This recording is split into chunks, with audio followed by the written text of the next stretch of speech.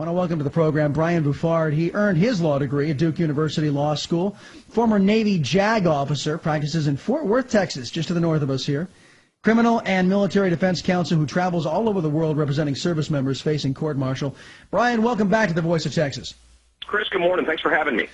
The grand jury process, I'm a little sketchy on exactly what happens myself. I can imagine a lot of folks out there, especially those who have partaken in looting as an acceptable form of protest and destruction. I think that maybe they would benefit as well from a little instruction about what this grand jury process is about, what happens in there, and just walk us through that process. Well, sure. Anytime a crime takes place or an alleged crime takes place, it's either a misdemeanor or a felony. Okay, and a misdemeanor, the consequences are not serious enough to require a grand jury, but felony accusations are. And the purpose of a grand jury is whenever the police or the DA want to bring a felony case against someone, they have to get a hopefully neutral group of regular citizens to review the evidence and determine whether they also believe that there's probable cause that a crime was committed and that the defendant committed that crime. So, obviously the allegation here is murder. So that's a serious felony. It has to go through the grand jury process. Right. What I'm hearing a lot of folks say, and it strikes me as odd because it seems to fly in the face of the grand jury process, that, you know what, he should at least have a trial. Even if during the trial he's found innocent, he should, just to keep the mobs from looting and burning things down, there ought to at least be a trial. Does that not fit the definition of show trial? Yeah, I think it does. I think that's a really good way to put it. You would hope that in any trial somebody who is not guilty is going to be found not guilty, but, that's the facts are that doesn't always happen.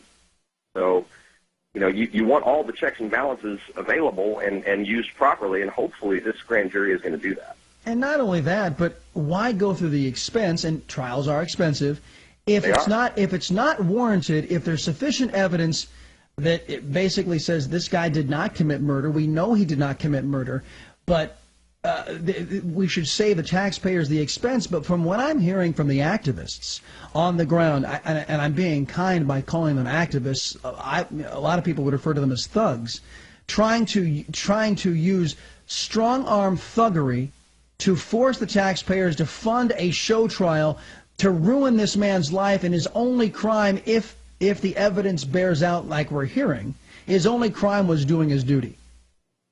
Well, yeah, and of course, as you call them, the activists, they don't see it that way. But that's the problem with the court of public opinion is, everybody has opinions, just like, everybody has, certain other body parts that aren't necessarily so savory. So, that's the real issue here is that no matter whether it's a celebrated case or not a celebrated case, the process needs to work the same, and justice needs to happen evenly and fairly for everybody, or we don't have a system of justice at all.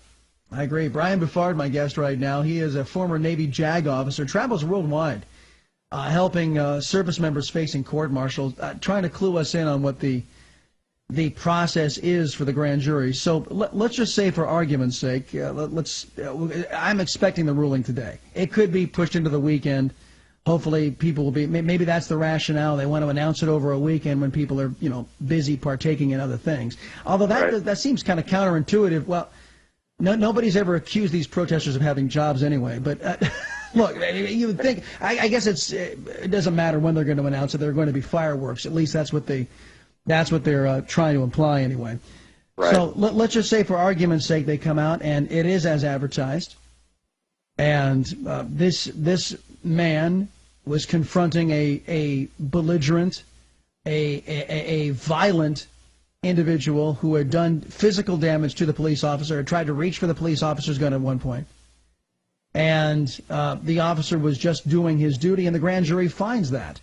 The legal process should end there, yes? The legal process should end there. And the only reason why it can go forward after that point would be if they discovered brand new evidence that the grand jury did not consider, and then they represent it to a grand jury. They can do that, but as a practical matter, that doesn't often happen. Right. You know, it's in everybody's interest for the prosecutors to get all their evidence together, show it all to the grand jury, and let them make that call.